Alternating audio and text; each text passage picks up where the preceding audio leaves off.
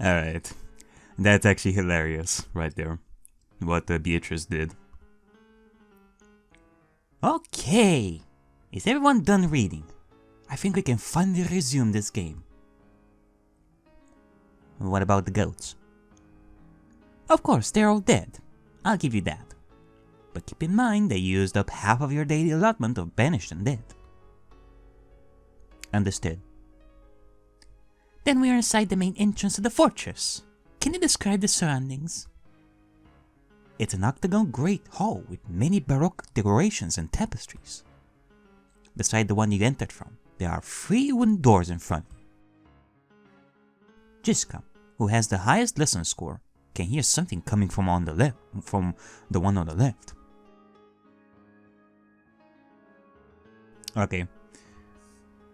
I get the feeling that Jessica would have had to decide on that one. It's not the game master who decides to do something that it is not for the game master to decide what a player should do based on what they're specialized. It is up to the player to decide to, hey, I have the highest level of listening or something like that. Let me do this for you guys.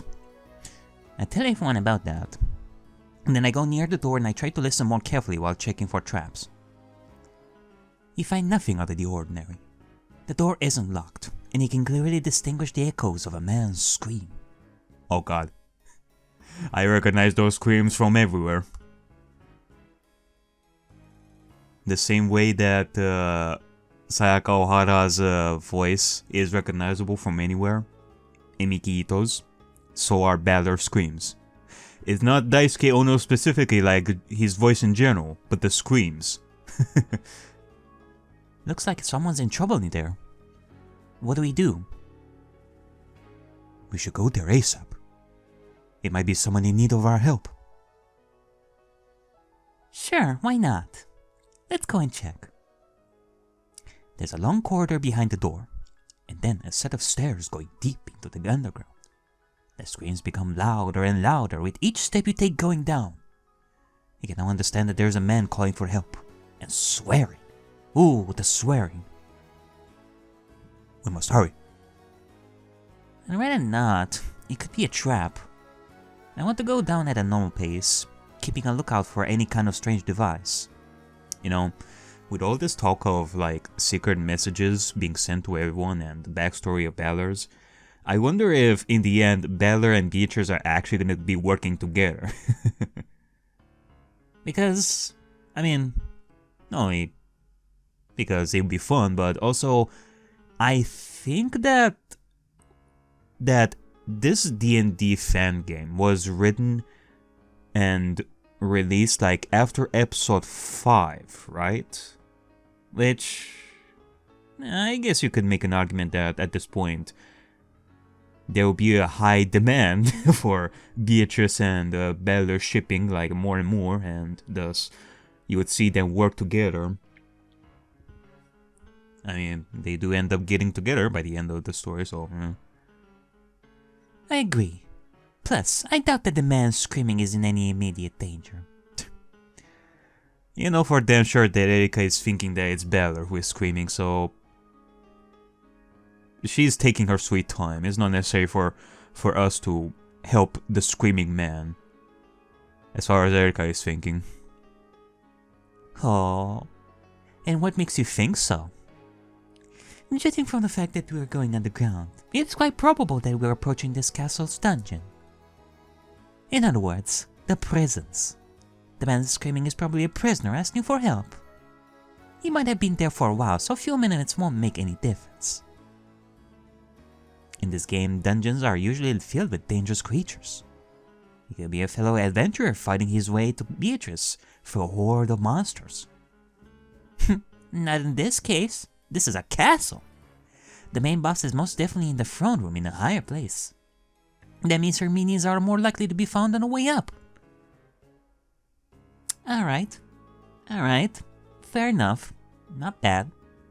But what if the prisoner is being tortured as you leisurely take your time? What about that? Yeah, Ariakey is just... she knows it's Balor. She's just fooling around. I don't see your point.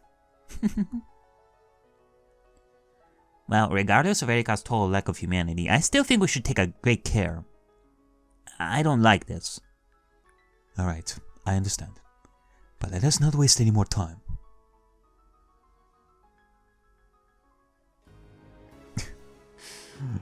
I could make the joke here that the voice is too hot for George. I mean, George's voice is pretty decent. It is pretty cool. But you have to admit, my voice is pretty hot for him. A little too hot. You made a wise choice. By not rushing down the stairs, you skillfully spot a trap and avoid it. Once at the bottom, you reach a dungeon, as Erika predicted. There are several cells. Most of them are empty. The screams seem to come from the last one at the end of the corridor. I'll try to spot for enemies nearby. There must be a guard somewhere around here. Alright. You find none. What? That's odd. I think we should have reached the source of the screams at this point. What do we see? There's a young man inside the last cell. As soon as he sees you, he asks to be freed. That's your cue, Balor. Help! Help me! Okay. Doing my best impressions of Balor screaming while we hear him. Get me out of this stinky prison! How's my acting? Not bad, not bad. So the prisoner is Balor. How predictable. Ooh, Balor! Shh, shh. Don't forget we're not supposed to know him.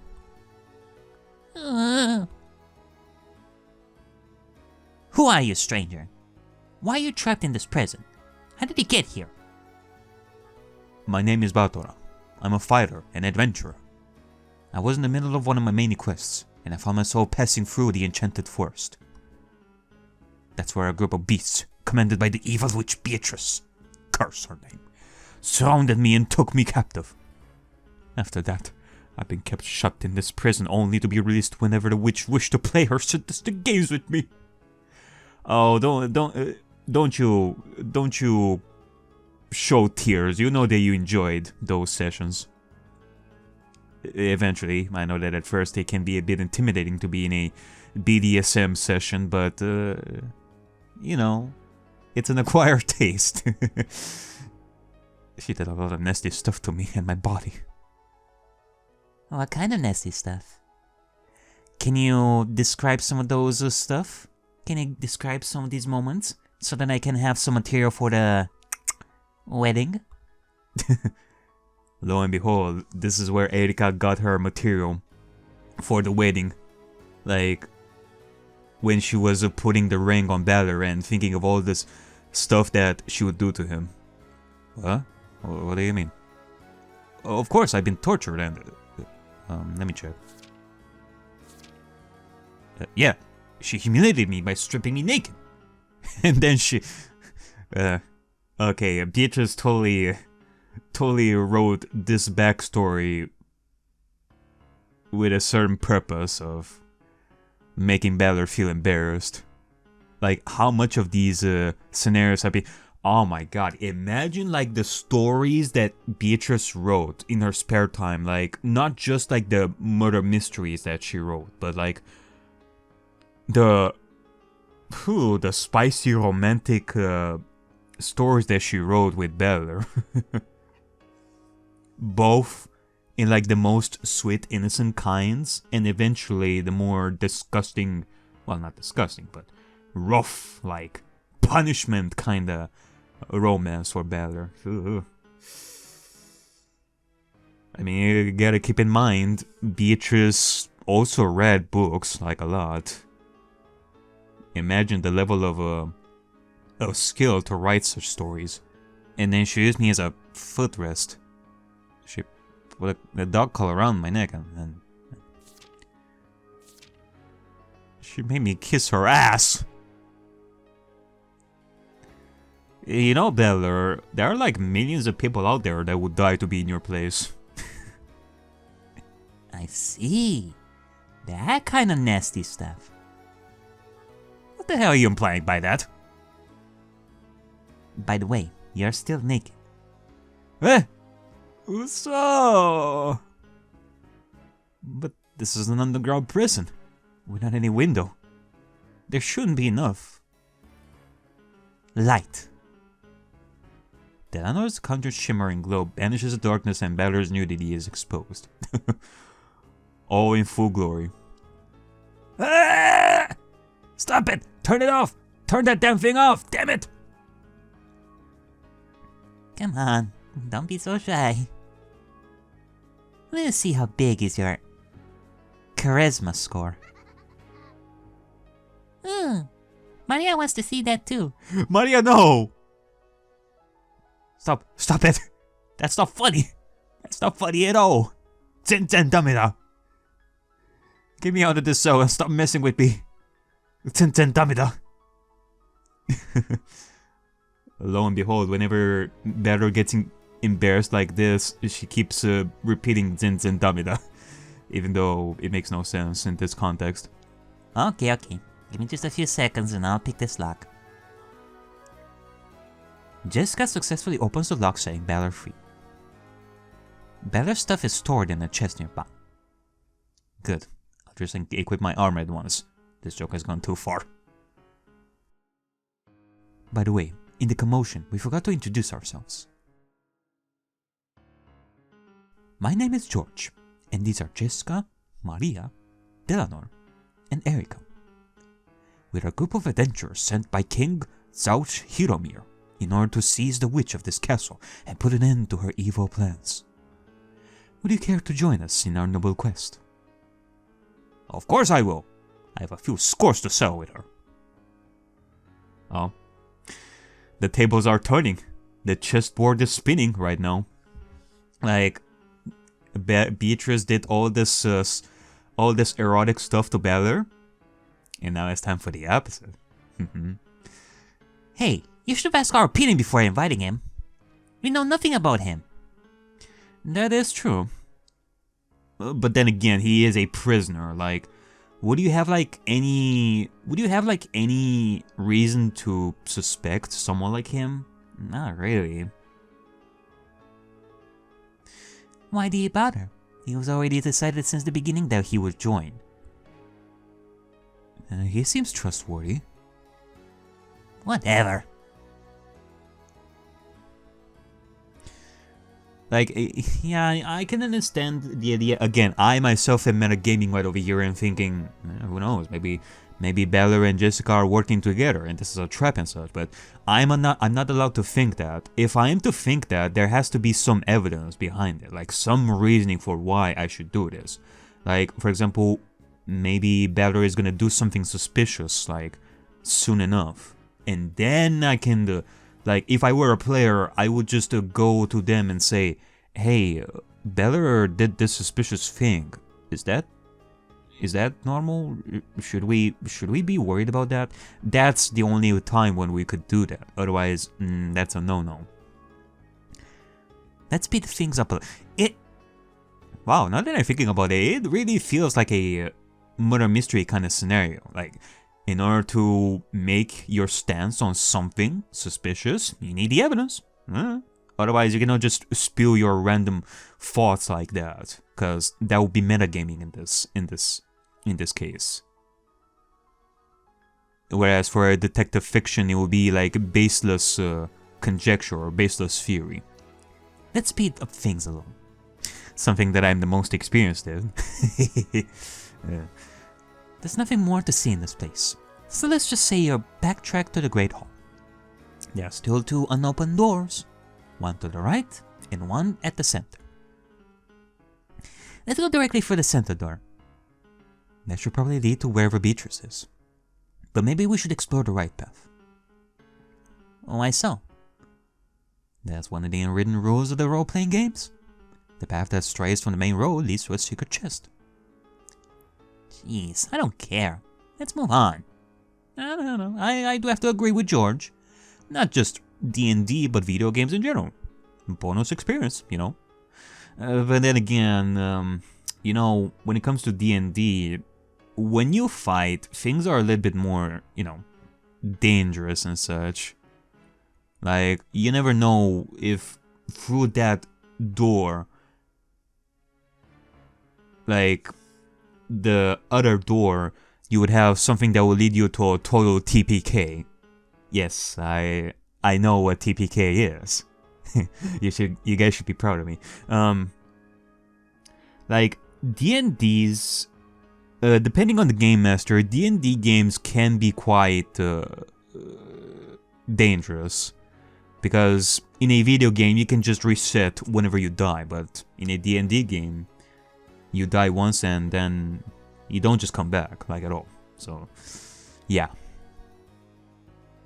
Very well then. Decide to proceed straight to the trials that you must overcome before you will be allowed to meet the Golden Witch. But in order to truly enjoy the next part of this game, you are required to witness my magic. Magic, you said. Ooh, Beatrice's magic! Could it be the magic that only a true game master can conjure? What are you babbling about? Don't tell me you believe in that occult stuff, Ariakey. Oh, you got it all wrong. The power of a true game master lies in his ability to make the players live inside a dream. What? Come on, Battler. Even I can get that much. It simply means that when the game master is really good, the narration is so compelling that you forget where you are. And then you truly believe you are in a world of fantasy where dragons, knights, sorcery, and monsters are real. That is true. In the narrative field, this is called suspension of disbelief. Yeah, thank you, Delnor. Wait, suspension of disbelief is when... Isn't suspension of disbelief a term that you use when... like, you can kinda see that there is something wrong, but then you let it go because, well, it's a video game, it's a story, I leave it past. Or it's a mistake that the game master has done, and yet you're still gonna continue it for the sake of the story. Or, actually, okay, now I'm confusing even more. You know what? No, it's exactly like what the Delnor said, fuck it. Disbelief is what the anti-magic toxin is made of. With my skills, I can help you to get rid of it. But you, the players, must not oppose me. Once your disbelief is suspended, then you'll be able to witness my magic. And why should I do that? Oh my god. Now we're getting into the topic of magic yet again, eh? Because it's fun. Eh? Imagine you're reading a fantasy novel, but you refuse to think for a moment that the world inside of it is real. Then you just keep thinking to yourself, what a ridiculous story. This is impossible. It's all fake. You most definitely won't enjoy it. But if you just let yourself forget where you are and what the rules of the railroad dictate, just for a little while, then you might be able to live a truly fantastic experience that will become part of your memories forever. Oh, that's why Ballet's a foe. If you doubt Beatrice's magic, you're in it all. You tell me that all this time I've been wrong? I mean, for Pit's sake, Baller, you were a game master for a little bit. You studied for this. And then again, maybe that is what the Beatrice was trying to tell us. The secret ingredient. Love. Something that you don't have, Baller. That's right. I am the endless witch Beatrice. With my magic, everything is possible. You must not doubt that. Okay. I got it. I'll play along with it. But only for the sake of this game. Sure, why not? Let's see Beatrice's fabled magic. How nice, how nice. Let us open the doors to a world of magic and fantasy. The trial of the 7 sisters of purgatory begins. Uh-oh.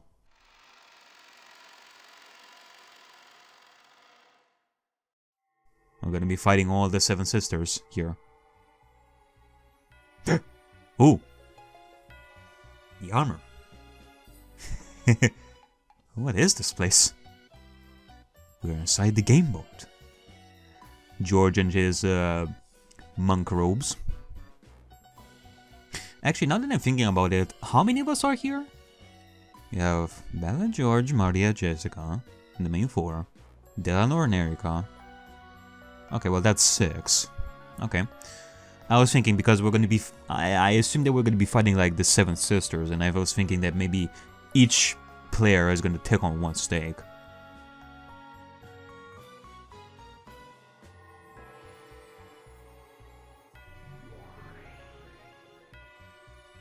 Alright. What's up, Asmodeus? Welcome, adventurers. This is the first room of the trial of the 7 Sisters of Purgatory. I'm not even gonna think about any, like, voice for the 7 sisters. I'm just gonna go with whatever. Because it's too much. I'm Asmodeus of Lust. Pleased to meet you. And now who the hell is that shady girl? It's me. Huh? Oh my god, now we're entering, like, meta right now? In the meta world? Oh my god. Ah, well, I guess it makes sense. It's like, now we're entering, like, how the players are viewing the world. And now we have, like, the meta aspect and the inside the game board, so to speak. Because up until now, we only seen the players, like, the characters in their normal outfits, describing their characters. As a game master, I have the power to impersonate all the characters I want. In this case, I am playing the role of Asmodeus of Lust. You sure are slow, Balor. For someone that didn't want to believe in witches and magic, you quite easily forget about your real surroundings. Are you still there?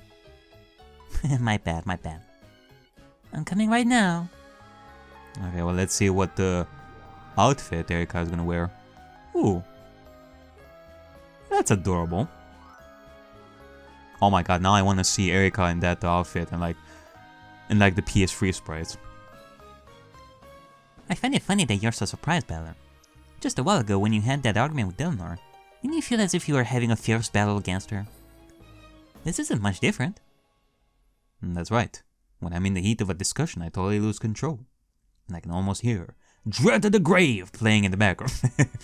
Yeah, you and a million other readers of Umineko, for sure. Including me. I can see it now. I'm in a cousin's room. I'm playing a pen and paper role-playing game with my friends. However, if I forget about that for a moment and let myself immerse in the story, then I can see the interiors of the Quadorian fortress as if I was already there. I mean, come on, Balor. Like, as much as you don't believe in... Well, by this point in episode 5, you should have some grasp of it, but let's just say that you don't believe in magic and all that stuff and witches. You've read books before, you've immersed yourself in stories before, in your books. Like, even in the, like, murder mysteries, like, didn't you, like, you cannot tell me that you haven't once thought about, replacing yourself with Hercule Poirot, that you are the Hercule Poirot or the Sherlock Holmes in those stories, pretending that you are the main character. There's no way. That's the power of my magic. So that Asnet-chan I just saw was Asmodeus. Correct. But Asmodeus in the monster manual is male. And I'm quite positive he didn't wear those clothes in the picture I saw. As a game master, I'm free to interpret such details in any way I prefer. And that's true. There is nothing wrong with that. I see. But there's another thing that bugs me. Ah, boy, what is it? If we're inside the game board, how come I'm wearing my usual clothes instead of plate armor? Well, you are. We just saw you with, with, like, armor. That's because the graphic editor is lazy. What? Never mind that. The story is already too meta as it is. I don't want to add another layer. Wait a second. What the hell are you guys talking about? Balor, you were wearing a plate armor just now. And George had that cool monk's outfit. Yeah, exactly. Like, that's... Oh. Now that's just weird. For some reason, I thought I appeared with my usual clothes. What the hell? I don't understand it myself. I don't either. I just heard you saying that and my answer came naturally. It's as if we did this already in the past and I was just repeating what I said back then. Is this a case of how... Like, okay, there have been like different versions of this. I saw like this Fangame had like different versions and the first version didn't have like the outfits, but later they added like the outfits and this is just a joke that they're writing right over here. I mean, hey, you still got Battler in like plate armor. I mean, at this point, Keiichi in Higurashi still doesn't have his sprites by the end of the question arcs. I see. It must be that. It makes sense now. Huh? What I experienced right now was a recollection from an alternate reality where I appear with my regular clothes. Yeah, that would be the equivalent of that. Huh? Aha, of course. Of course what? Jessica, this is simple. This is one of those strange cases of memories crossing the boundaries of alternate realities in a many worlds interpretation of quantum mechanics. Okay, now we're bringing a physical interpretation of what we're doing right over here, like different timelines and such. Got it? No! Can't think of it. How come in this world we have proper outfits in the game board? That must be because we have artists now! Artists? You mean... What? Yeah, artists. In the highest layer. The real life layer. The most dangerous one. Huh? What the hell? Oh, hello there, Will.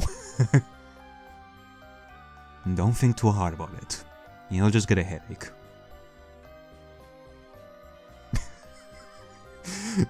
Is Will the artist? For such a Chad like Will to be an artist as well, I can totally see that. That would be kinda hot. And who the hell was that? I don't know. But I think it's probably better to follow his advice. I guess so. Like, if we were to think of the timeline, this would be like after episode 5. Will hasn't introduced himself until episode 7, so this is a little bit weird. Jessica, are you alright? Oh. The hell with it. Forget it. Yeah, let's just continue. Stop wasting time. This demon who's got the guts to stand in my ways, gonna get a taste of my brass knuckles. Oh no, I don't like fights. I'm the demon of lust, not the demon of war. Love and peace, love and peace. We're not fighting? If the trial was just a series of fights, it would be boring. An inexperienced game master would just throw at you a lot of monsters without caring about waving an interesting plot. But that's certainly not my case. I prefer other methods to keep the game entertaining. Can we have like a fight at some point where we decide the winner based on who raps the most? Then what do you want from us, demon? Oh my god, imagine if... First we had that whole description of the torture that Battler went through and seeing him naked like right there and not just putting like fights. Imagine if now this turns into a BDSM kind of game where we have to fight our way through all these fights but in an erotic way. I don't know if I should prepare a censor for that one. Nothing too difficult. Only a few answers to a few questions. You mean riddles? I like riddles. That's right. You can call them riddles. Of course, that doesn't mean this trial will be free from any kind of danger. What you just heard were the sound of the doors closing. And those have rogue-proof magical locks which cannot be opened no matter what. Okay. Unless you answer correctly to all of my questions, of course. That's very low. You bastard! I knew that I shouldn't trust a demon. Had a little bit of a hiccup there. Now I'm really mad. I think I'll just squeeze the answers out of your rotten body. I'm in trouble. I can't hope to win against the 6 of you.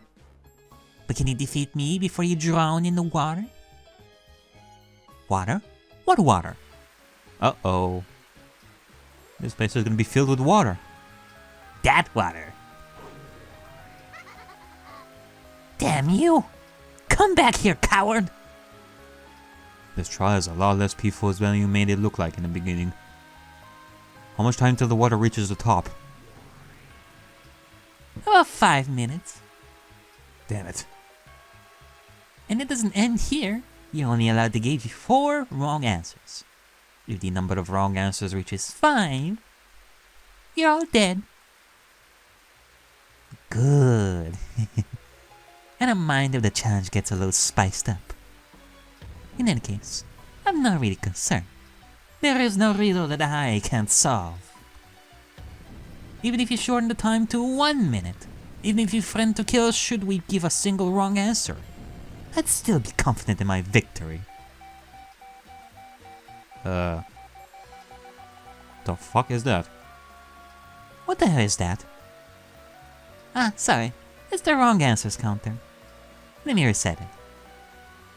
Alright, all set. So if that thing reaches 5, it's game over. Yep. And by the way, you need to answer 4 questions. And since the water level is rising as we speak, I guess you have no complaints at the start. Shut up and tell us the first question already. I'm ready. You guys should just sit and tight and look pretty. Your clumsy attempts would only make the wrong answers count rise. Shut up! Okay, let's see.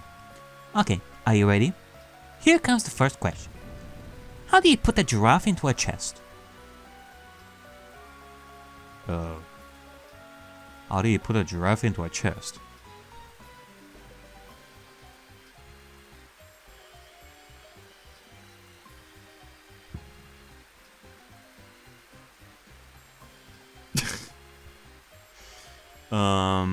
Is that the question? How do you put a giraffe in a chest?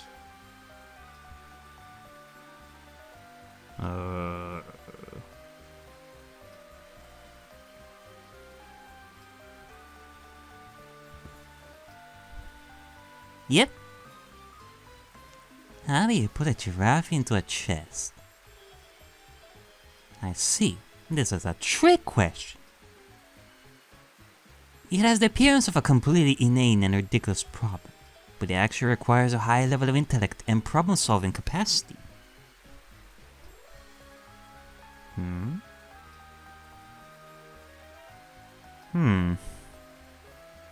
I wonder.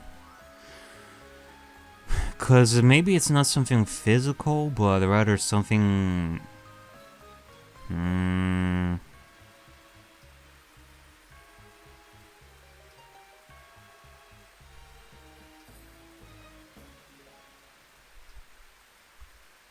The obvious obstacle is the giraffe's size. However, the riddle doesn't specify its life or death status. Actually, nothing is specified about the giraffe's status at all. I mean, can we say that it's a very small giraffe and we have a huge box and then that's it? I see. Then the question isn't that hard once you understand the trick. Asmodeus, I'm ready to give my first answer. Okay. Cool, let's listen. I burned the giraffe to dust. That way I can put it even inside a small box. Wrong. You got B! My answer is perfectly irrational. The question doesn't specify that the giraffe needs to be alive and well, so there's nothing wrong with my answer. Yeah, but still, that is not the answer that she wants, apparently. It works! I can prove it! Give me a giraffe, now! There you go.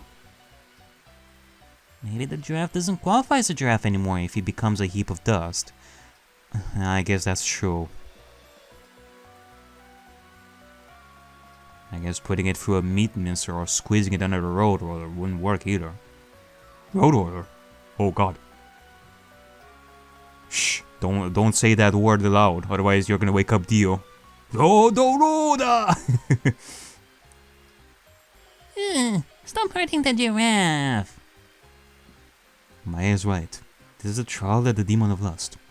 We should find a non-violent answer to this question. Huh. I wonder if it has something to do with the fact that she's the demon of lust. Is there like a romantic component to this?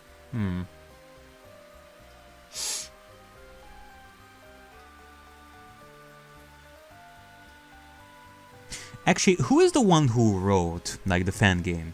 They are an English person, right?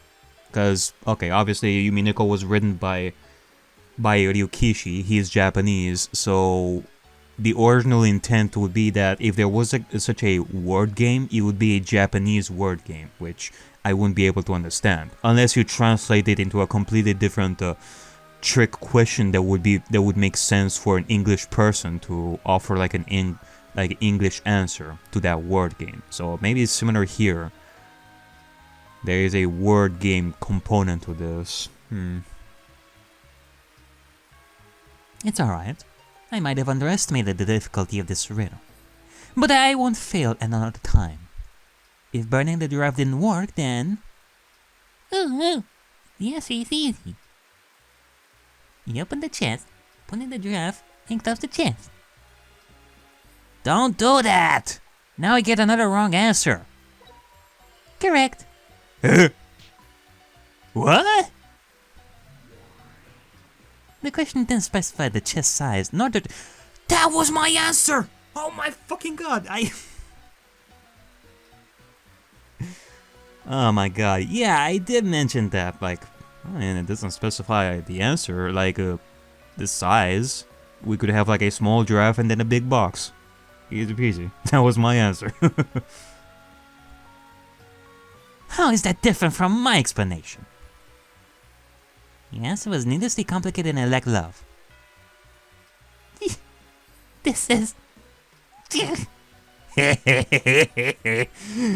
Suck on that, Erica. I follow the answer. Preposterous! Inconceivable! 1 point for Mario. Next question. How do you put an elephant into a chest?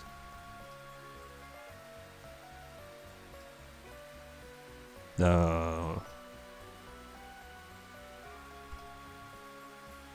you go again.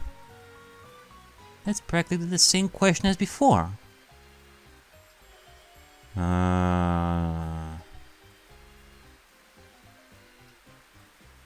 Like, there's obviously like a trick question to this. Like, they're trying to fool me into saying the exact same thing, but there is something different to this. Unless it's reverse psychology. She wants me to think that there's obviously something different to this trick, but in actuality it will be the same. So the same answer as last time would be the same as this one. Which one is it? Should I go with the simple answer, or is there more to it? There's a trick. There's a trick! There must be a trick. Oh, that's what you thought before and you failed. These questions are so stupid that you don't even want to think that the right answer is the most obvious. But in the end, that's exactly what you should say. That's right. If it worked before, there's no reason it shouldn't work now. So the answer to this question is... You open the chest, put in the elephant, and close the chest. Wrong! Okay, so it's not reverse psychology. There is more to it than that. Again. It can't be. Why? Okay. So in that case, there is a difference between an elephant and a giraffe.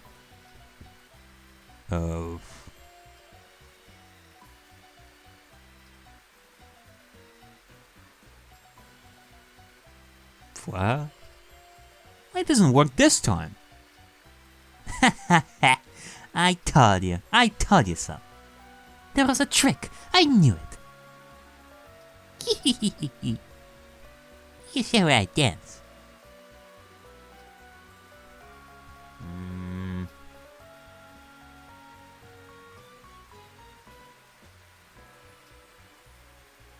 Chestnut?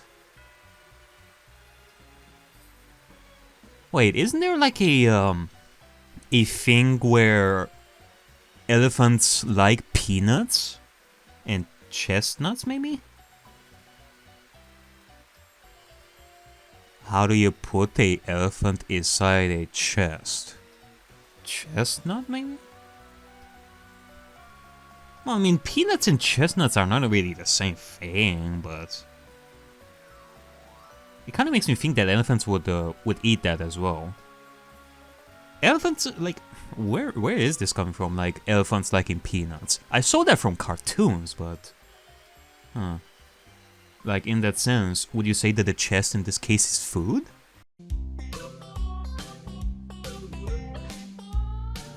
You fill up a container with chestnuts and you put the elephant inside like that pool of chestnuts, and you can say that the elephant inside that is inside the chest. A similar fashion to how an elephant would be inside a pool of water. Is that it? How can you forget something that happened a while before? The right answer is, open the chest, take out the giraffe. Oh my god.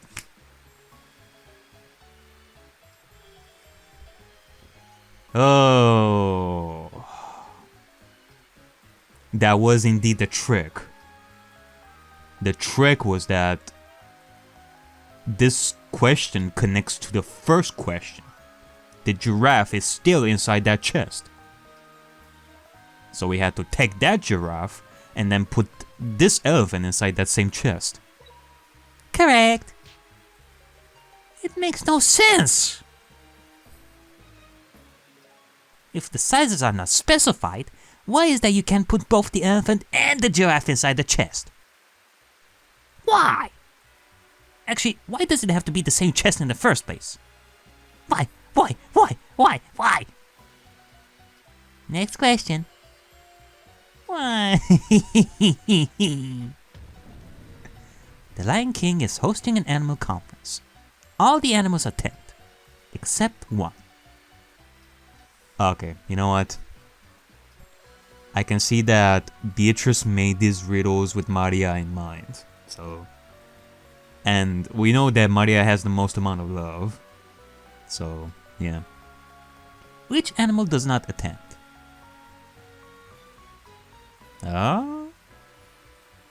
All the animals attend except one. Which animal does not attend? Valor? I mean, that's metagaming, so I don't know if I can do that. But it made me think of Valor because he's like the only one who resisted for so long to get into the Golden Land. This time it's a completely different question. How are we supposed to know the answer to this one? Damn it. It's useless. It's all useless. 全然ダメだ. Could it be the elephant? Yeah, you know, George, you may be onto something right over here because, as far as we know, the giraffe is out, the elephant is still inside that chest. Maybe the chest got locked and the elephant was late to the party. Huh? That's because the elephant is inside the chest. But then again, would the same trick work the same way? Like, we're connecting this question to the last one as well? Is that gonna be the answer? Because it makes sense. That's gotta be the dumbest explanation I've ever heard. No, hold on. George may be spitting right over here or something. Then again, it might work. I see. Let's try that. The answer to the third question is... No! Huh? Don't you see? This is exactly what the demon wants us to answer. The elephant is too obvious and that's the only readily available option. But then again, Erica, like, sometimes the most obvious answer could very well be the answer. I don't know. If you answer that, you just make a fool of yourself. Only to feel even more stupid when you learn that the missing animal is completely unrelated to the previous questions. But how do you know that this time it's not related to the last question? Do you have evidence to tell us that it's no longer unrelated? Like, it's no longer related to the last question? Do you have any evidence for that, Erica?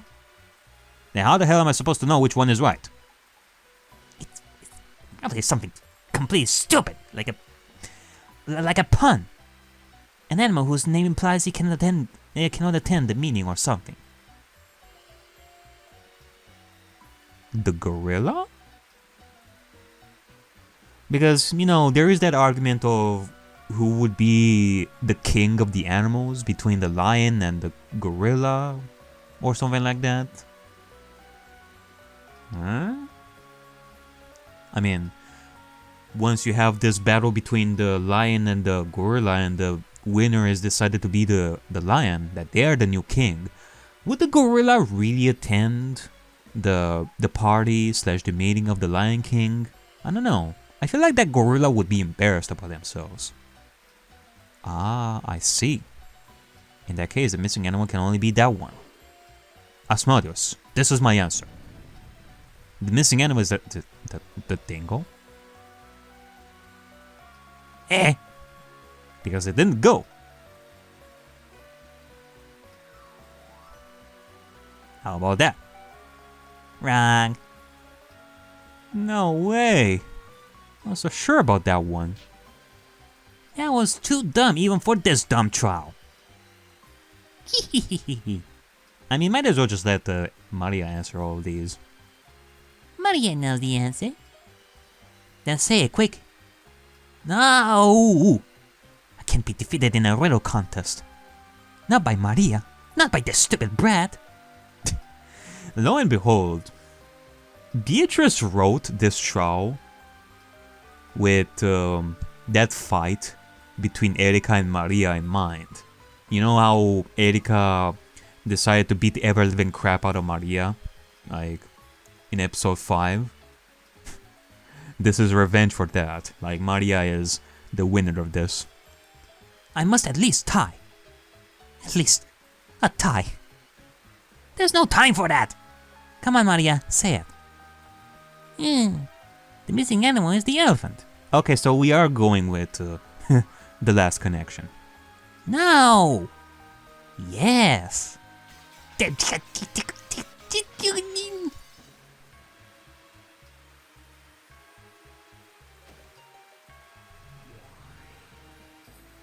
Last question. There is a river you must cross, but it is used by crocodiles, and you do not have a boat. Okay. How do you manage it? Oh wait, jump on the crocodiles? Video game style? I don't care. I give up. Whatever. Not me. I won't fail on this one. But it's even worth thinking. I have the feeling that the more you try to reason about the answer, the more you get far from it. That's right. I'll just stop thinking. So, any idea? Nothing. I wasn't thinking. That obviously won't work. Why don't we just ask Maria? You really know nothing. Maria needs to tell you everything. I'll try to give the answer. Oh, well, there's Eleanor in her cleric outfit. Eleanor, you better not fail. The answer is, I crossed the bridge. The bridge! Of course. And the answer is wrong. Oh, look at that.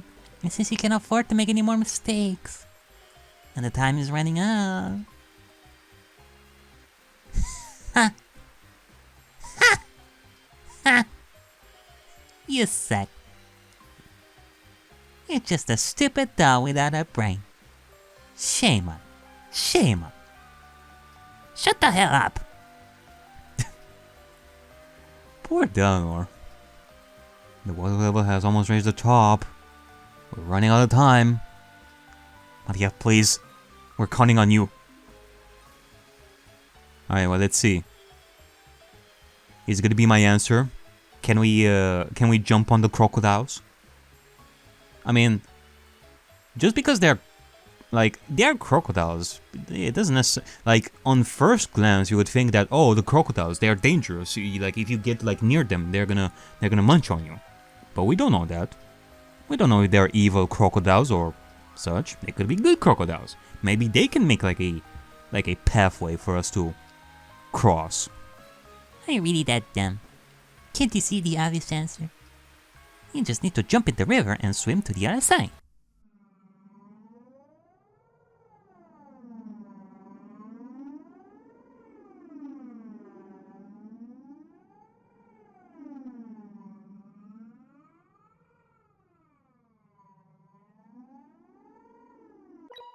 Correct. Alright, there you go.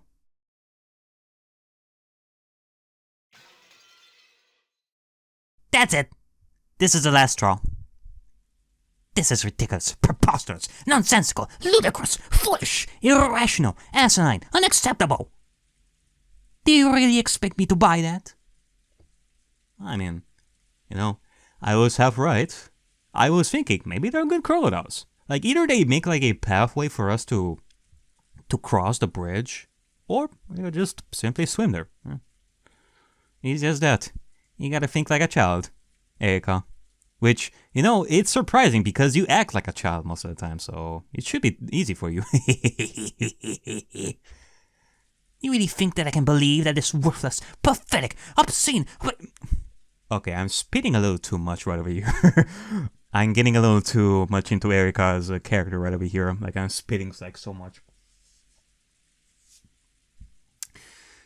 That this worthless, pathetic, obscene, poor excuse of a riddle could be solvable in any way. And by a retarded brat who can't even tell her fantasies from reality, no less. Don't make me laugh. Stop messing with me.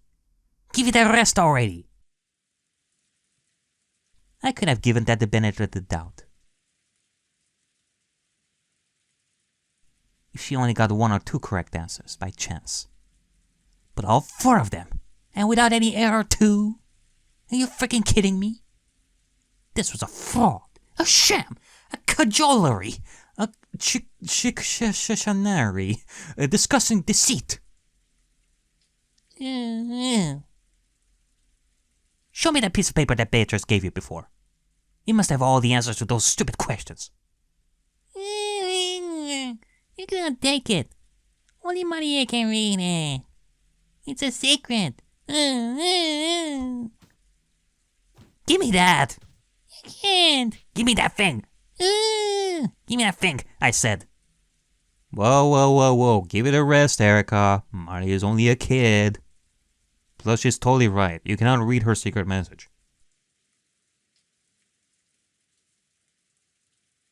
I beg your pardon. It looks like I lost my temper. But Battler, are you really okay with that? Beatrice is obviously cheating, isn't that wrong? No, you don't know that. You cannot say that for sure. Maybe Maria really understood the logic behind those wacky questions. Are you serious? How high is the probability of that being true? Well, it isn't 0. You cannot deny it. What is that? A devil's proof?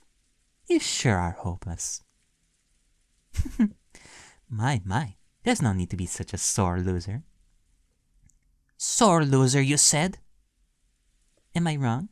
Aren't you ticked off because Maria beat you at your favorite game? Sure looks that way.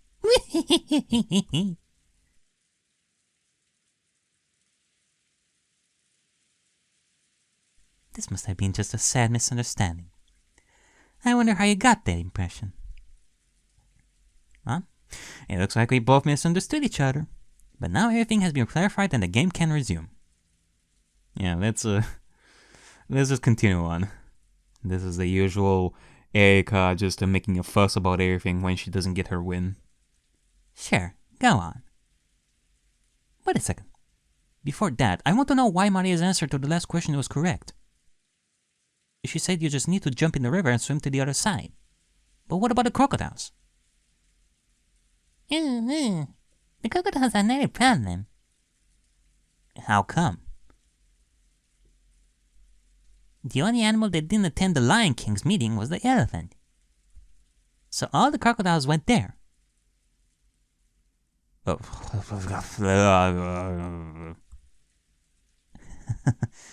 course, that makes sense.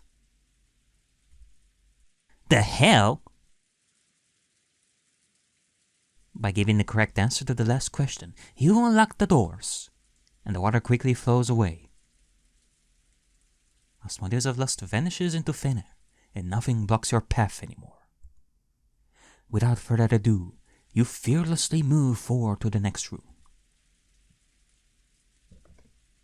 The second part of the trial of the Seven Sisters of Purgatory begins.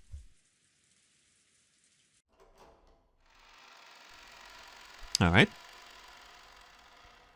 Let's go for the second sister. Is this a kitchen? Is this a kitchen?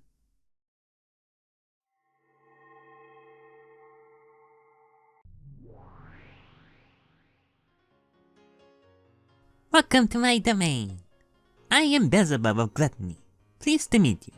It makes sense that we would meet you here, Beelzebub. Nah, this doesn't seem like a dangerous place. I certainly didn't expect that. Don't let your guard down. This might be a trap. Actually, this is most certainly a trap. Or maybe it isn't. It would be fitting for a game master to surprise you with a trial that is inoffensive.